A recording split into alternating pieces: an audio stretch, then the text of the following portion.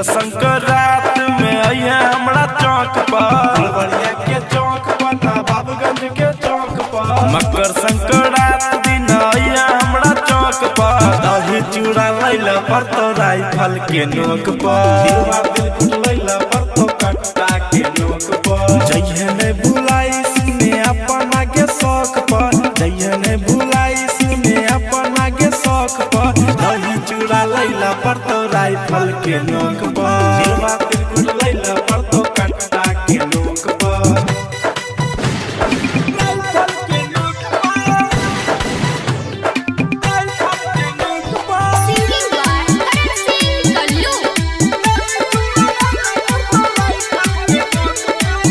चल चंदन के दुकान बात मान गे छौड़ी,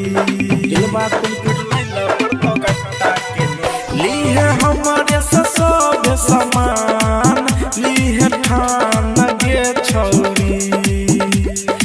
जे भी देबो हम अपन आप झोंक पर,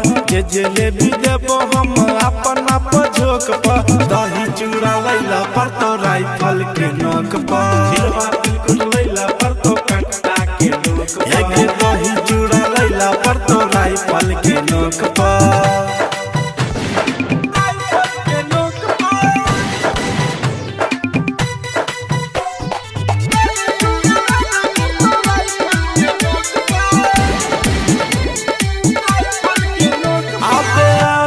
सखी के संग लीहे पतंग गे छौड़ी,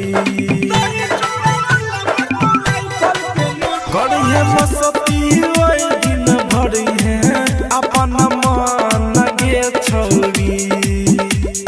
करण सिंह से लीहे दिलवा अपना ही नोट पर, करण सिंह से लीहे दिल कुटा अपना ही नोट पर, दही चूड़ा लैला पर तो राइफल के नोक पर, मुड़ी लैला पर तो बंद